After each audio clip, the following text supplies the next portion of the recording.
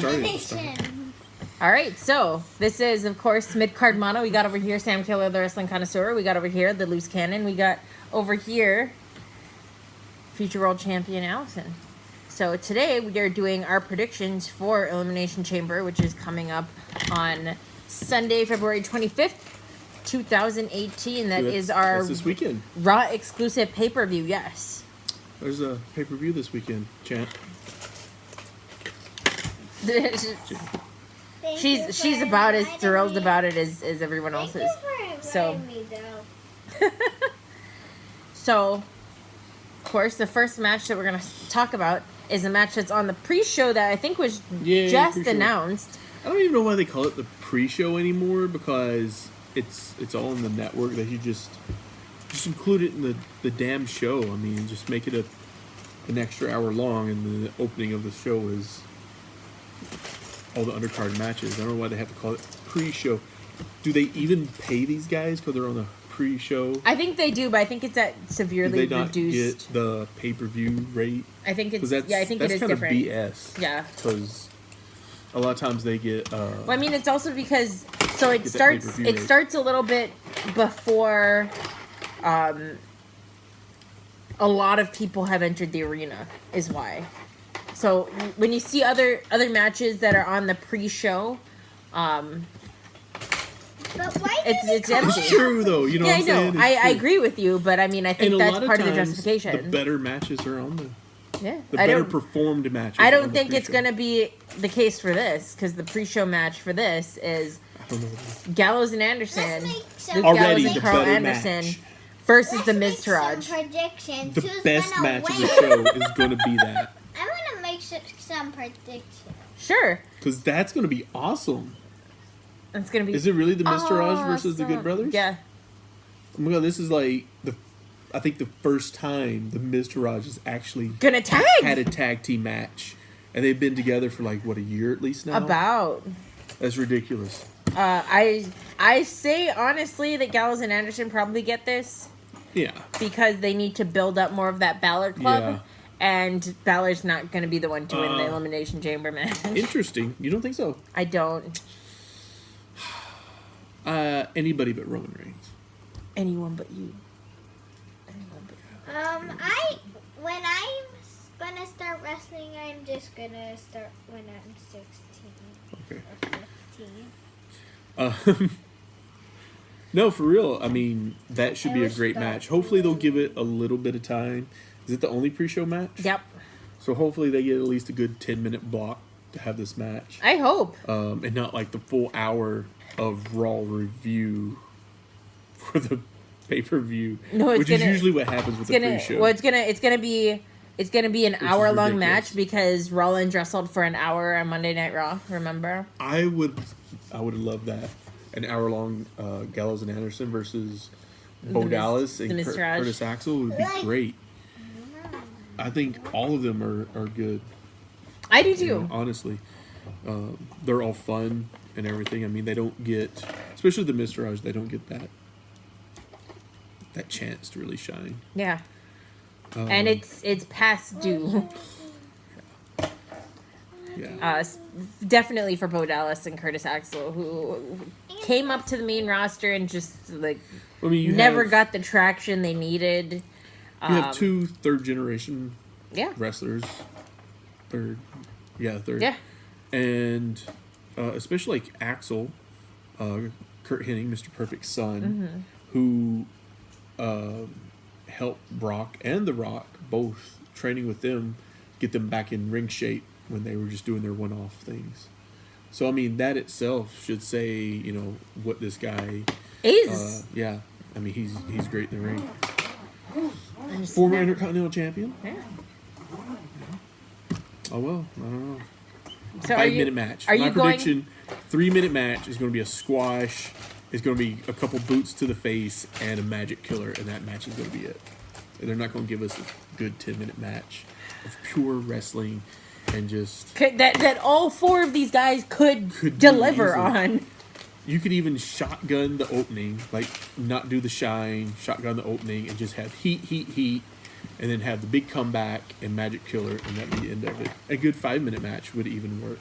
at least get everybody into it and pumped for the rest of the show. But I have a feeling they probably won't do it because WWE likes to screw everything up.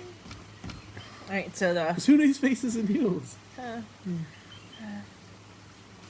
Okay. Anyway, the next match that we're going to talk about is the match that I suspect will open the show, and that is Woken Matt Hardy versus Bray Wyatt. My prediction is that Jeff Hardy will show up. My prediction is that Bray Wyatt wins, and then later Jeff Hardy shows up. After the match? Yes. That works.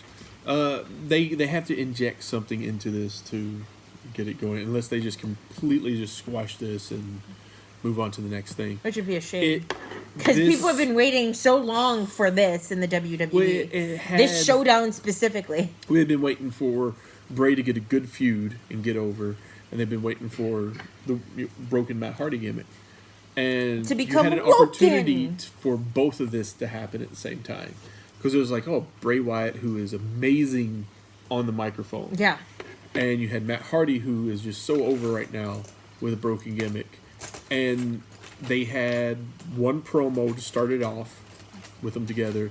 And then the concurrent, 5 weeks has just been laughing. And then they had a match at the 25th anniversary. Mm-hmm. And Bray decisively won. And Jeff didn't come back. Jeff didn't come back. He was there. He was in the other arena. He could have been. And then they had a couple more laughter weeks. Which they is actually ridiculous. also went on tour with 205. To give these guys 5 minutes of airtime and only having them laugh at each other. I mean, that has McMahon written all over it. It's just ridiculous that you wouldn't have Bray cut really good promos, or even both of them, because you know that this is right in their wheelhouse. Yeah, and it's just such a shame that they're choosing not to, or they're prioritizing other things over capitalizing on maybe this. they didn't want them to get over and overshadow the main event scene. But it seems ridiculous to me to treat it like that. And instead they've had them doing like these 80s, even if they do have little promos, they're doing like these 80s cut promos where they're just talking so out of their ass that it for two minutes it just doesn't make any sense at all. So I expect them to interject. Who do you think's gonna win? Though? I don't think it matters. They've killed both of them. At this stage, it doesn't matter who wins and who loses because neither one of them are getting over from this feud, which is ridiculous. Yeah, in and of itself, because both of them should have been over from this, no matter who won or lost. But neither of them are going to be over from this. It's so funny because you look at impossible to believe. I mean, you look at like a feud that people had a hard time getting behind in NXT, Velveteen Dream versus Aleister Black, in which people are just sort of like, Black's going to probably win. It's going to probably be a squash match. But then Velveteen Dream went out and, killed it. He, I think, proved a lot of people wrong. And I think both men advanced from that, even though, of course, Velveteen Dream lost. So it's very interesting that this ready-made feud that could have easily been so much more than it is right now. Yeah. I mean, has really just sort of not been able to take off, and I don't know if it's gonna take off after this. Now that they will have a pay-per-view match and probably the introduction of Brother Nero, Vanguard 1. Now that the broken gimmick is specifically what's going to happen is if able to be on the table, they bring Jeff Hardy back, it's going to focus on Jeff. Jeff will be the only one who gets over from and it. And he doesn't need it. Well, not only that, but the thing that I've learned about the broken gimmick, which I thought was chintzy and, and ridiculous at first, the more I watched it, the more I realized I'm like, Matt Hardy is a genius. Matt Hardy's the genius that we didn't give him credit for this for years. But I mean, you look at the work and the amount of dedication that he put into it, and I was and he's in blown the character away all the time, and which is why it's over. That was really what finally, after years and years and years of liking Jeff more, that's what sold me on Matt Hardy. Because Jeff, had the neon crazy colors and sort of punk rock aesthetic and all that. Of the two. Yeah. So, I mean, Jeff's flashy really and all is. that, but Matt is so smart about how he plays his characters. And that's when I realized that Matt Hardy was the genius all along. Even in ROH, when he was originally let go by WWE a long time ago, and he kind of reinvented himself as this, like, Punisher sort of character. Yeah. He that just feuded would not with give Kevin up. Steen also. Yeah. And it got really over. Yeah. And then they brought him back and they just sunk him. And he kind of stagnated on the indies for a while after that. And even in TNA, he was in TNA for a long time in TNA until he broke. Yeah. And it at first it was so over the top and ridiculous. But what really got it over is that he stuck with it. Yeah. And he would do interviews. He took it seriously enough that other people started to take it seriously too. Whereas if he, played that on TV and then didn't stick with it, everyone would be like, "It's such a joke." Yeah. So he is what got it over. He totally his got willingness to dedicate to it, even outside of the ring. It's also like a little bit of a pop cultural sort of thing too, because he would break that fourth wall in character. Yeah. And give a nod to the fans, or like some of the fans who are know the ins and outs of wrestling somewhat, and they could be like, "Oh, look, he just did this," or "Oh, look, he paid tribute back to," when they were baptizing Jeff into Brother Nero, and he like dunks him and brings him out, and then it's like Jeff Hardy, who was aligned with Hogan. Yeah. Direct get up, and everybody kind of was like, "Oh, okay, so he's doing that." And he'd dunk him again, bring him back, and dunk him, bring him back. And so it was comical. All the different like you said, it paid a lot of nods to the changes in character that lots of different wrestlers go through. So it's like, no, this is not the incarnation that I require. Like all that kind of stuff. It was great, and I am disappointed that they haven't been able to.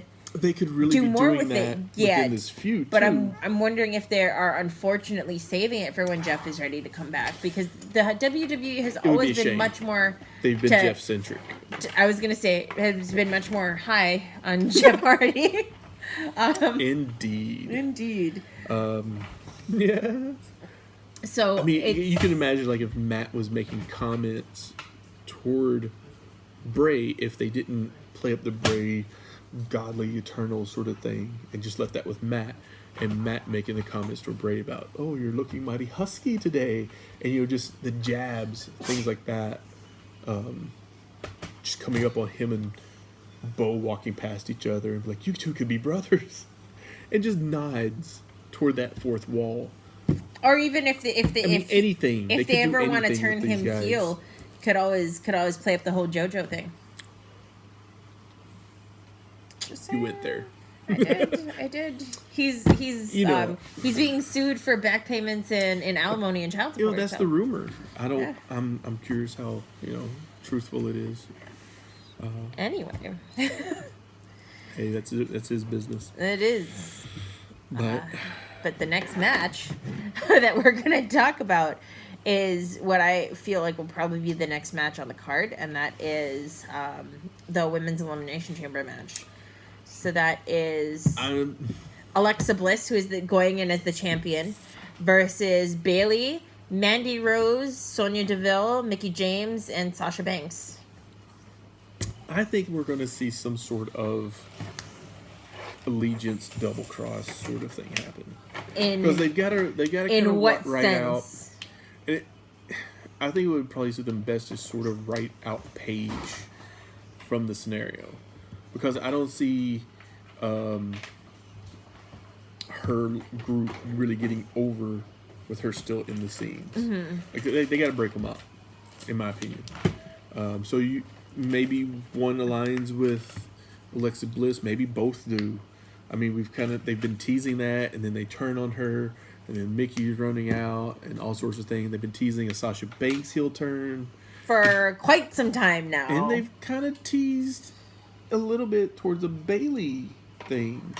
So make my dreams come true, WWE. Have best case Sami scenario? Zayn and Bailey turn heel in the same 6-month period. if they were smart about it, right?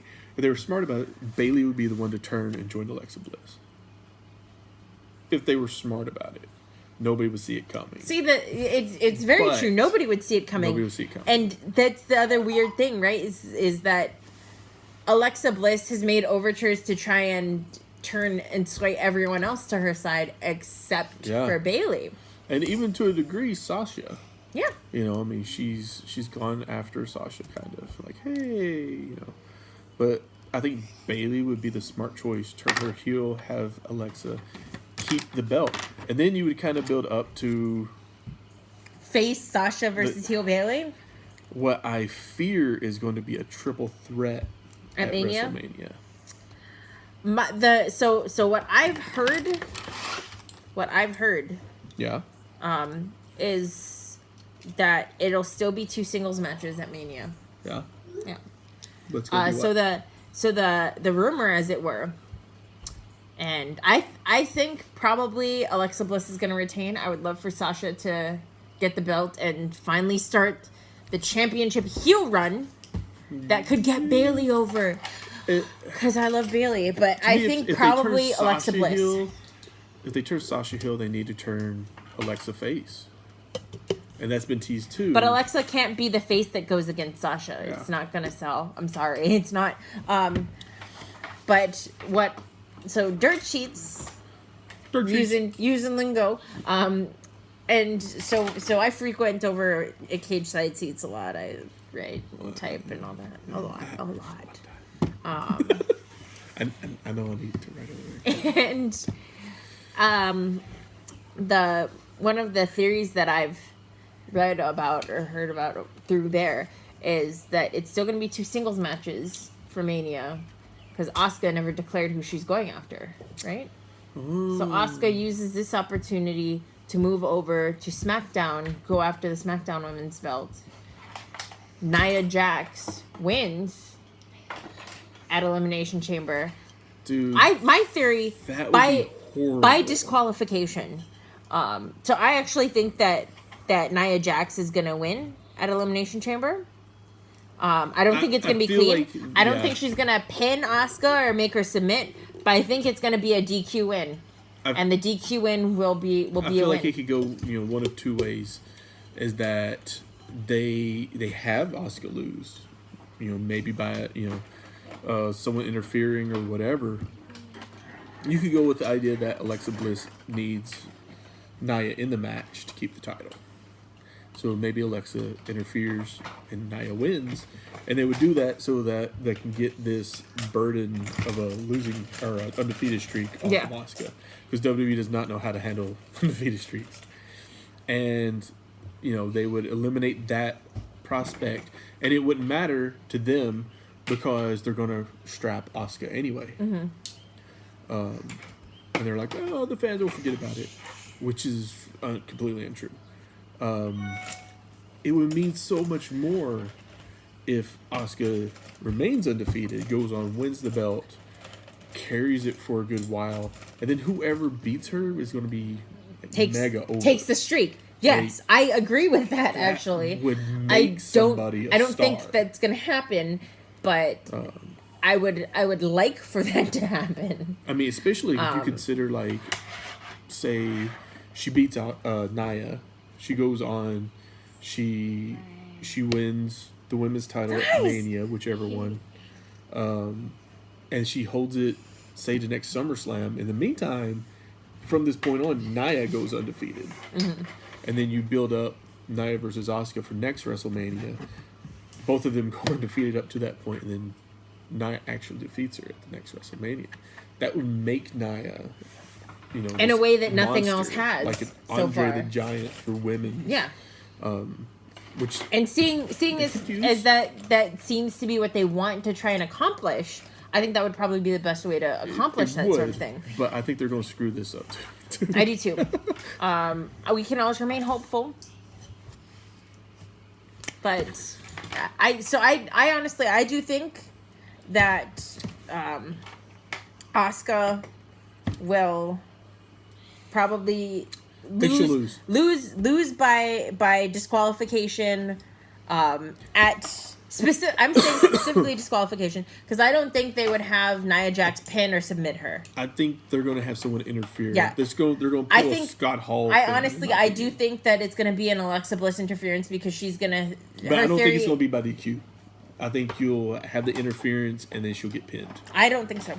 I think what they should do is actually have Scott Hall come down with the cattle prod and then Nia pins her.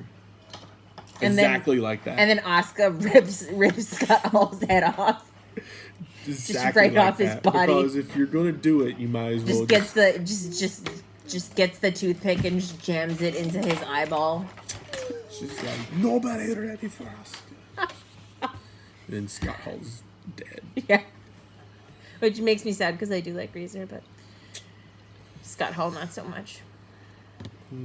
Anyway, so yeah, there's that. The women's elimination.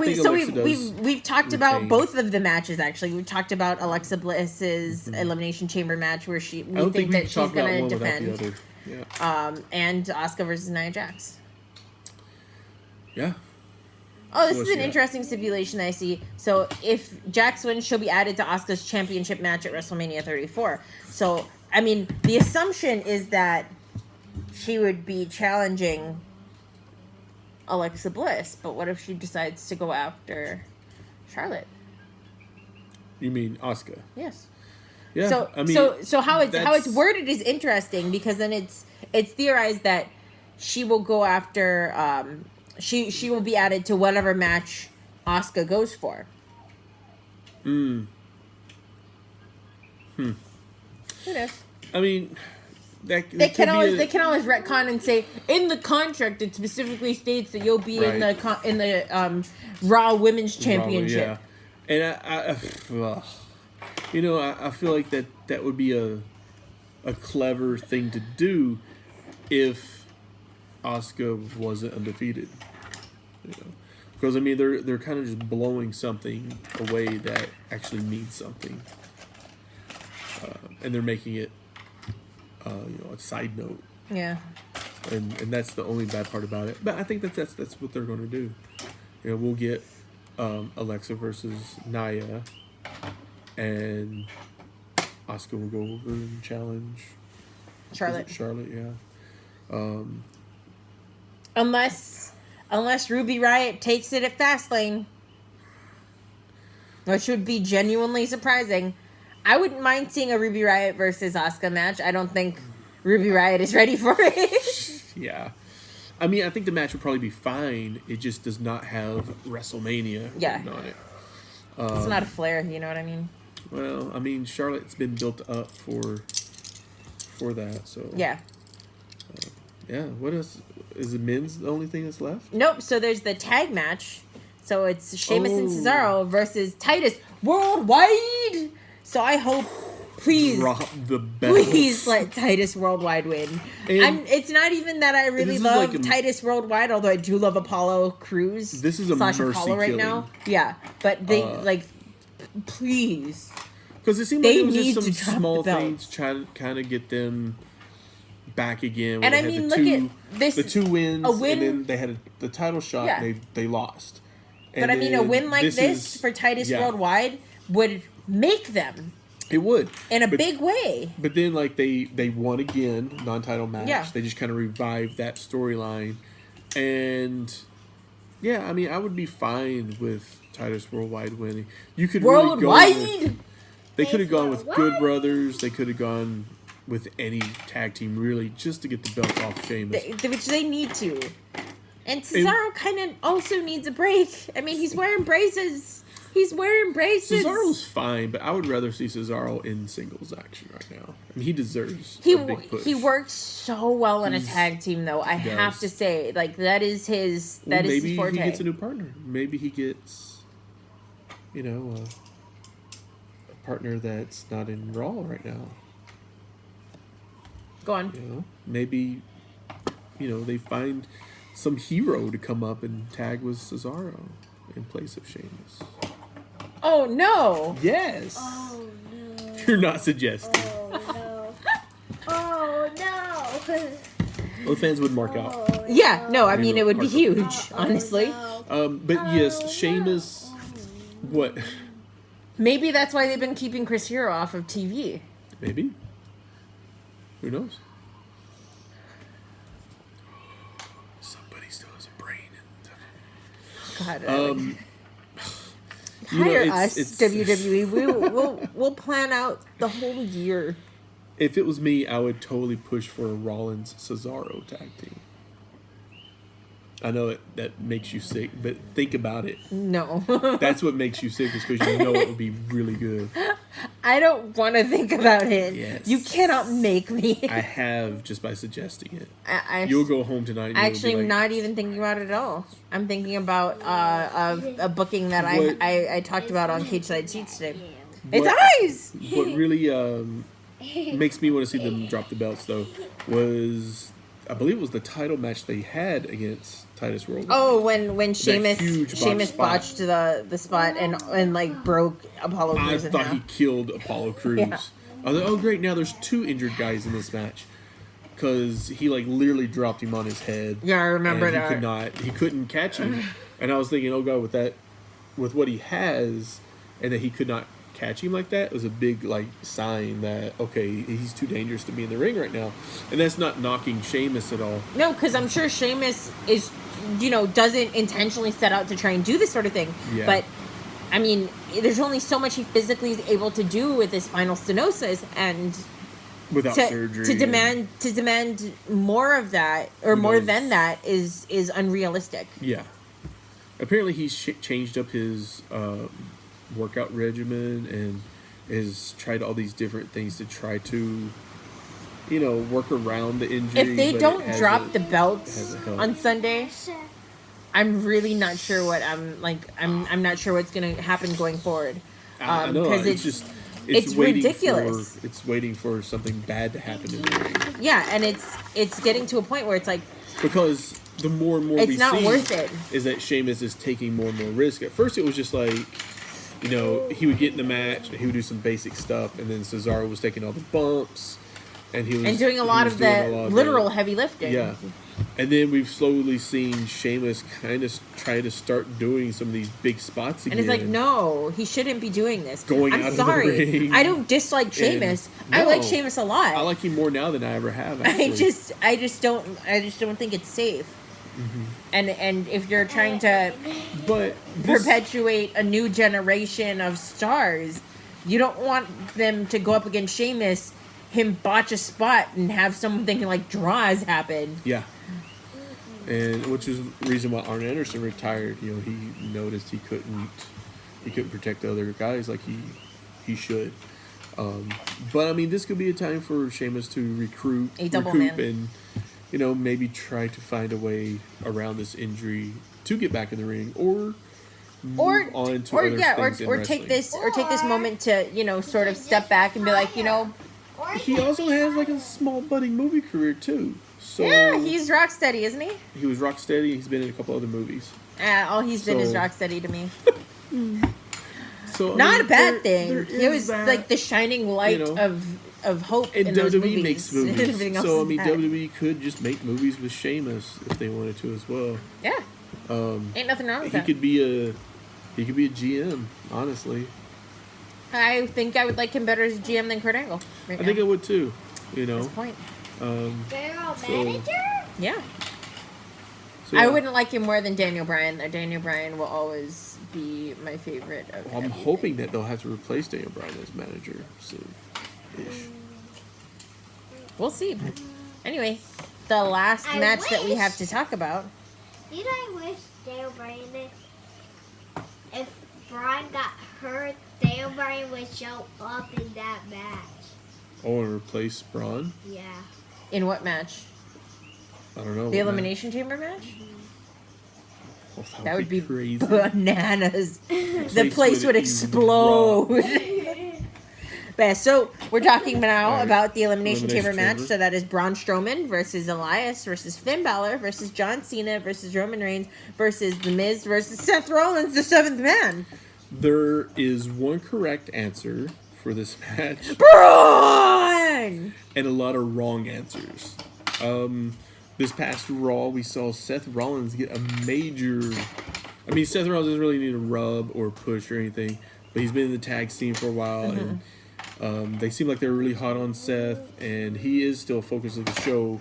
I won't say that they weren't hot They have on a him Monday anymore, Night Rollins shirt. but Did you see that? That's disgusting. I did not. But they moved him toward the tags to kind of get that over more. And so he has been in the main picture scene. But then in the gauntlet, which God knows why they did a gauntlet match. I heard Vince was just like, let's do it. Let's book it.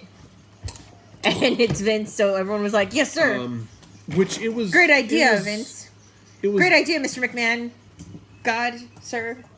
It was good, but... Senpai. Sama. Like, why do you just...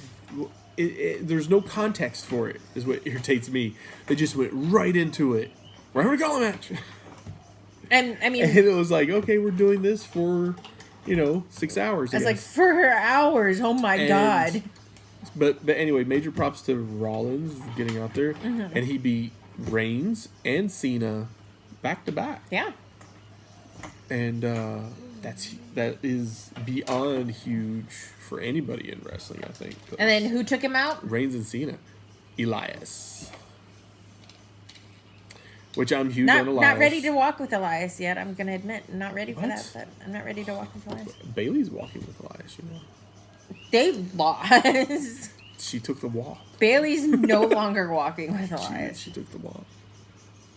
I won't walk with Elias. I like Elias. I think he has a big future. He's not ready for the world title by any means, but he has a big future ahead of him.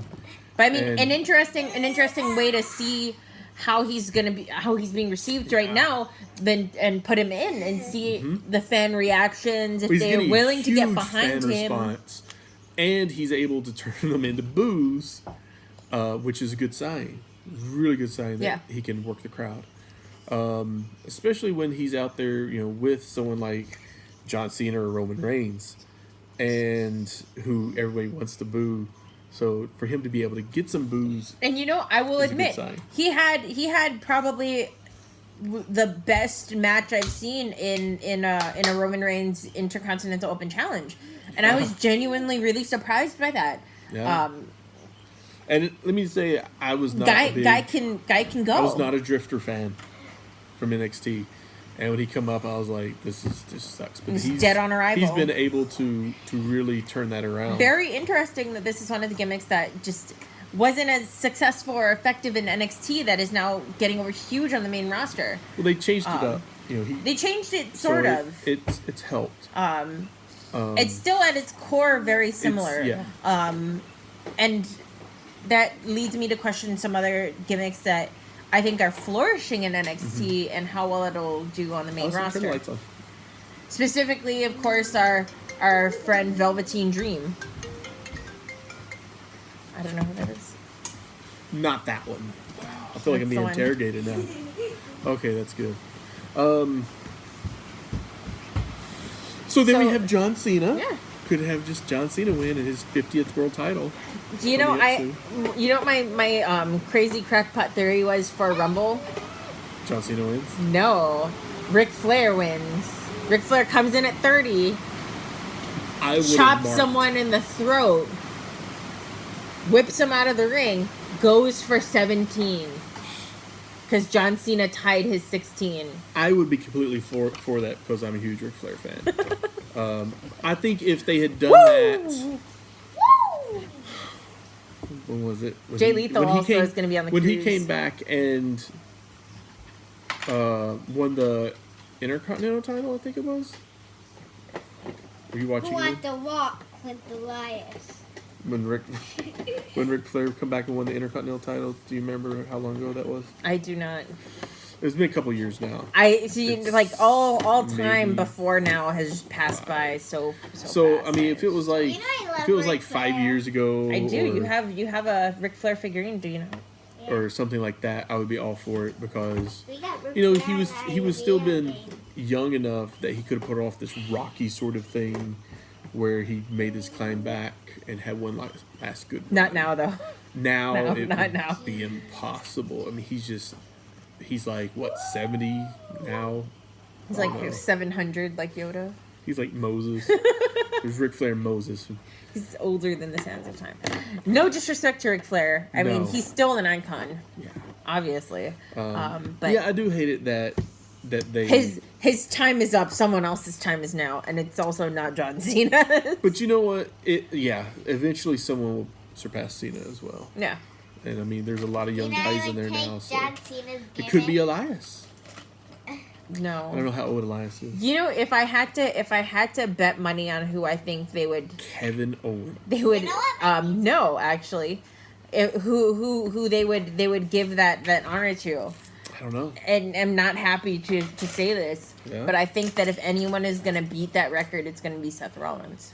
Yeah, it's true. Seth is. I don't think they're gonna gun really hard on Roman Seth is, Reigns enough to do it. How many titles has he won now? Just one or two? World titles? Yeah, If we're just counting the WWE World No, Heavyweight I- Championship, Universal and World, I guess. just the one. Just the one, yeah. It's Because possible. he only had the one title reign. Yeah. It's No, possible. I'm Was it not wrong. two? He has two because he also had a incredibly short reign. Remember when he beat Roman Reigns for the title at Money in the Bank? Not this past year, but I believe the year before. And then Yeah. Dean Ambrose went and cashed in and Uh-huh. was champion also. Yeah. So Okay, so yeah. Rollins has two WWE World Heavyweight Championship reigns right now. It could be Rollins. I would say AJ's got to be up there too, though. AJ's Yeah. only at two. I don't think they're No, I gonna mean, give him. eventually. I mean, I don't think within the next 10 years. 10 years is a long time. Yeah, but I mean, I don't think You don't think because they'll- one, I don't think he'll stay with the WWE for 10 years. You don't think so? I don't. I love AJ Styles, and I frankly I think he could wrestle circles around anyone until the day he Oh, yeah. dies. I genuinely believe this, but I don't. He's getting to the point in his I career don't where know how he's old he is either. He's He's I think in his 30s. he's in his mid to late 30s, but he's getting to the point in his career where he's been wrestling for a long time. Yeah. And he has like 4 kids, I think. He's got And a I lot think of he's kids. he's getting to the point where, you know, he's made enough of a name for himself and made enough specifically money that I think if he retires within the next 5 years, he can still be set for life and then yeah. also have the time to spend with his kids. So I would love for AJ Styles to wrestle forever. He is who our family calls my mom's boyfriend now because my mom likes AJ Styles because of his hair. But I mean, I think that he is at a point in his career where he doesn't need to stay with the WWE for 10, 15 years to make an impression. He already has That's made true. that impression. And he will definitely, I honestly think he'll go into the Hall of Fame. Well, I think they put everybody in the Hall of Fame now. It doesn't even matter. Brian Pillman is not in the Hall of Fame. You shut your mouth. He will be He better be. next year. You know, they only do so many. Induct posthumous- Brian Pillman the year you sign his son. Do it. Book it. You'll hate this one, but Reigns will probably end up surpassing Cena as well. I honestly, I think if I they- believe that, but I think the person that's gonna do it first and is Oh. gonna have more is gonna be Seth Rollins. Yeah. Honestly, mostly because It'd be nice if it was Ambrose too. maybe 10 years from now, I would for it to be Ambrose. He's my head and shoulders above many people. He's one of my favorites, and he has been for a long time. I don't know if they'll allot him that honor. I don't think so. But I'd love to. I mean, he might get I would quite a adore few, it. but- It would be great. So He was the first one out of the Shield to be a Grand Slam champion. it's true. I don't think they meant for that to happen. To get back on topic, who Sorry. do you think is going to win? 'Cause Reigns. Obviously, it won't be Braun. Reigns, 'Cause I that's do the think it's going to be choice Reigns. It should be Braun. Braun! One thing that makes me think it won't be Reigns is because Is it too obvious? No, it's because there's been the threat that this drug dealer guy who Roman Reigns apparently has been buying steroids from says that he has information and they're releasing it that, Roman Reigns has indeed been involved in that. And I feel like WWE knows about it, and this past Monday they would have had Reigns win that gauntlet match. Or Reigns beat everybody else. I mean, hey, what's the typical thing that they usually do? The person that wins the match, especially in these big matches, isn't going to be the person that wins on the go-home show. Which was Braun. Yeah. But I feel like he would at least got that Seth Rollins part. I don't know. I can't see them don't having know. Reigns go out that soon when that's been their golden boy, That's been their golden child. And yeah. Well, I say... So I'm curious. I don't recall if they've announced the order. Yeah, I do know they mentioned that I think Miz is gonna be first in, right? And Elias gets last, right? Is that correct? Do you know? Yes, Elias will be last. Elias last, and then not Reigns, but Miz first. Miz is first. Yeah. So Miz should win. It should be Miz. Should be Miz versus Lesnar. I would love for it Mania to be Balor. Balor is my pick. In all honesty, it should be Balor, and I believe it was Coach that made a comment about what a great story that would be for Finn Balor to reclaim the championship he never lost. This David versus Goliath. It would be great. So have I told you my crazy booking, assuming that at Elimination Chamber Reigns ends up winning? No. So Reigns ends up winning Elimination Chamber. My prediction on paper right now. Hate it already. The feud that comes from Elimination Chamber out of that is Rollins versus Balor. Okay. This would be a great WrestleMania match. Because Rollins and Balor, they were the ones that fought for that were the first two people to fight for the Universal Championship. They start to feud, culminates with a WrestleMania match. Stipulation is whoever wins that match gets added into... the Daniel Bryan stipulation. Yes, the Daniel Bryan stipulation. It's too recent. I think they would still do it. I would believe it. But I would totally believe that they would still do it. But, so my theory is, my fantasy booking is they do this. So that either way, if Rollins wins, Rollins goes on, you get a revisiting of Rollins entering the Brock Lesnar versus Roman Reigns match. If he wins again, nice parallel for him doing it, but as a face this time, showing that he didn't even need all the cheap tactics that he used as a heel to be great.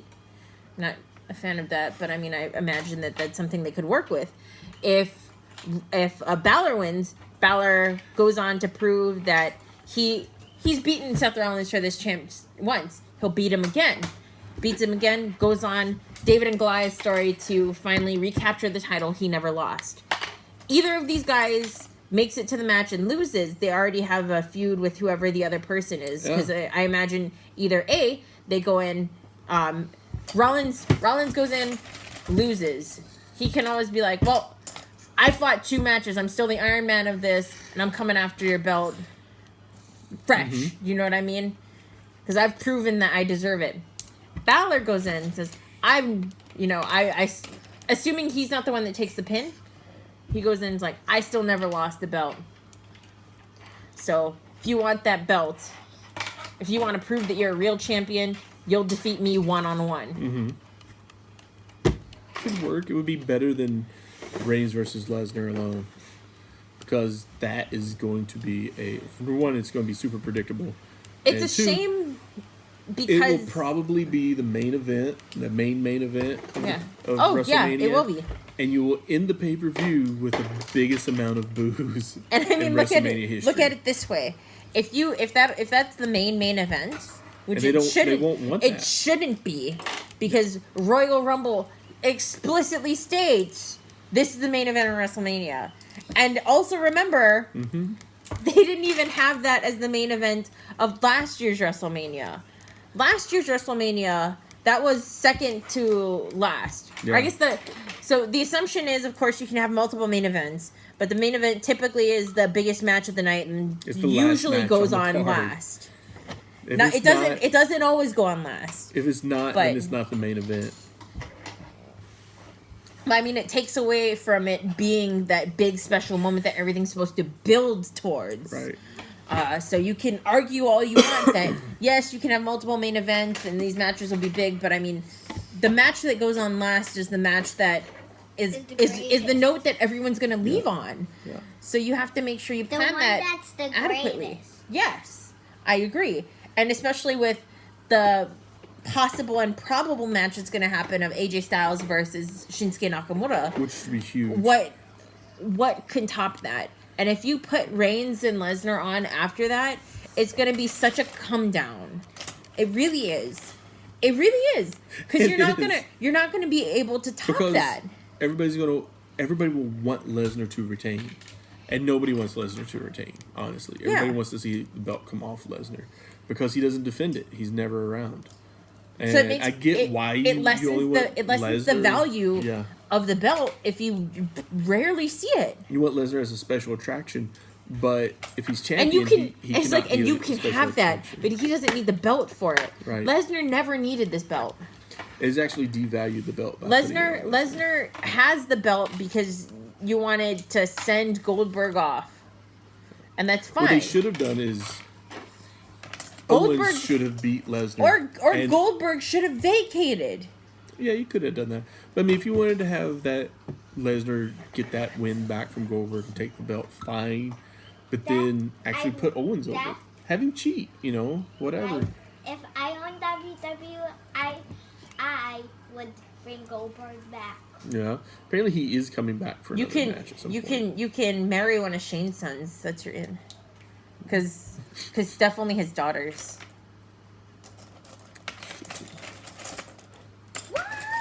And I mean, with how the WWE is run, I feel like hierarchical. If you marry a son, you're more likely to get in than if you marry a daughter. You know what I mean? Yeah. Then I would just have to I mean, kill they're everybody. they're and progressive, go but they're in. not that progressive. They're not progressive. Yeah. They're not progressive. I mean, Triple H is. Yeah. But Triple H is only a small part of it. Yeah. Anyway, those are our predictions for Elimination Chamber. My hope is that Braun wins because I would have a not big doing Braun versus prediction. Brock is the biggest mistake they'll ever make. I'm hoping that Balor wins because that's the David and Goliath story I've been wanting It for is, years now. I have a But prediction. they haven't booked Balor right. No, for it. they haven't. And not that ever stops them. But Braun is just mega over right now, Now would be the And time. yeah, if they don't pull the trigger soon-ish, then they may kind of waste that opportunity. You can't recapture something like that, no matter what No. they want to believe and say. It actually takes a lot of work to And recapture something. it's lucky, honestly, that they were able to figure out a way to pull the trigger in time for Daniel Bryan. Because I mean, Yeah. imagine if they waited a year. And they still They would have missed. They would have missed it up. completely. They did. They really absolutely messed it up because that could have been so huge. You actually had somebody that was like Dusty Rhodes level over that they messed up. And could have been huge. Could have really gotten over a heel that would still be running hot today because they don't have any major heavy heels in the business at all now. Not on the main roster Not on the main anyway. roster, I think yeah. probably in all of WWE, and this could be biased based on what happened this past week. I think the best heel in the company right now, Tommaso Ciampa. Oh, without a doubt, probably. Like Yeah. he is absolutely on fire, and he knows exactly what to say and how to say it. I would have said Neville. Neville was great. Neville was excellent. Velveteen Dream's another good one. A lot of their NXT talent that is in NXT has moved up. But it's Good been heels. crafted in NXT. They actually craft it. And when the main roster, they have such random hotshot decisions. Kevin Owens is a great heel. Yeah. Kevin Kevin's probably Owens, the closest. He's but probably the main most roster-wise. the best all around performer. And I know we've talked about this Yeah. in other videos, but he's probably in today's business. he's probably the most well-rounded all-over performer, where he can go out in the ring and deliver a promo at the drop of a hat. He can work with many different people, either with or against them, and put both of them a little bit more on the map. I mean, unfortunately, when he was working with Jericho overshadows anyone. Sorry. Yeah, except for Kenny Omega. But you know, Owens really did some amazing stuff with Jericho. He did. Just his ad-lib stuff with Jericho, because they bounced off of each other so well. Not only that, but I mean also just the fact that he was, for him to be able to still be effective in what was pretty much the straight man in the comedy routine was great, because he's so used to being the funny one. Yeah. Honestly. And he still was funny. And he was. It but was just I mean, delivered. Yeah. You know, he was a straight guy, but yeah. I love the old great Jericho wrestling stuff. actor, I will say. So, yeah, that's our... Fight me, Miz. That is our It's our predictions for Elimination Chamber. We'll see how much of it is right. Yeah, anybody but Roman. Anyone but... I think it is going to be Anybody Roman, though. but Roman.